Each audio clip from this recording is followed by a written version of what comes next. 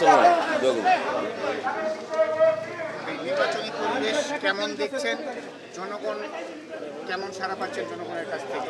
ধন্যবাদ আপনাকে। এখন পর্যন্ত আমাদের ঢাকা নয় নির্বাচনী পরিবেশ সুন্দর আছে। তারপরে শঙ্কা তো থাকেই, কারণ ইতিমধ্যে নির্বাচনকে বানচাল করার জন্য এই আন্তর্জাতিক অভ্যন্তরীণ অনেক চক্রান্ত ষড়যন্ত্র চলছেই।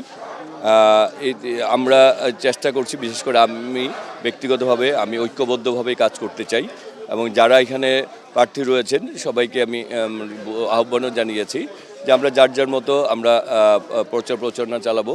জনগণ যাকে বেছে নিবে আমরা সবাই মিলে যাতে আমাদের মধ্যে যাতে ব্যক্তিগত কোনো দূরত্ব তৈরি না হয়। আমরা যেহেতু এই প্রার্থী সবাই এই এলাকার উন্নয়ন চাই, সুতরাং আমরা সবাই মিলে যাতে অন্তত কাজ করে, আমাদের ব্যক্তিগত কোনো দূরত্ব যাতে তৈরি না হয়, যাতে এটার সুযোগ অন্য কেউ নিতে না পারে, এই আহ্বান আমার সব প্রার্থীদের বেলায় রয়েছে।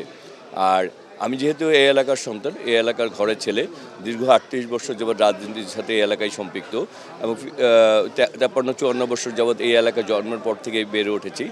এলাকার অলিগলি সবার অনেক জায়গায় আমার বিচরণ রয়েছে, এবং অনেকের সাথে আমার সামাজিক ব্যক্তিগত রাজনৈতিক সম্পর্ক রয়েছে। এই নির্বাচনে দাঁড়ানোর পর এই এলাকার সবাই স্বতঃস্ফূর্তভাবে আমার পক্ষে সাড়া দিয়েছেন, এবং গণজোয়ার তৈরি হয়েছে। আমি ইনশাল্লাহ আশাবাদী।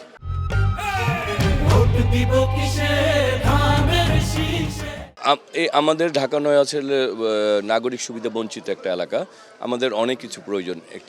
আমাদের আসলে এখানে গ্যাসের সমস্যা রয়েছে, আমাদের এখানে রাস্তাঘাটের সংস্কার প্রয়োজন, আমাদের এখানে জলবদ্ধতা রয়েছে, আমাদের এখানে মাঠ নেই তেমন, কমিউনিটি সেন্টার স্বল্পতা রয়েছে, হাসপাতাল আরও দরকার।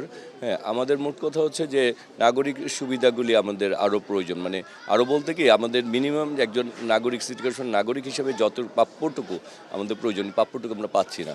সুতরাং এই যে কথাগুলি বললাম, এর বাইরে আমরা চাই এই এলাকাকে মাদক, চাঁদাবাজ, সন্ত্রাসমুক্ত করতে। আমরা চাই এই এলাকার একটি নিরাপদ, একটি মানবিক, একটি সম্প্রীতির এবং একটি গণতান্ত্রিক ঢাকা নয় গড়ে তুলতে।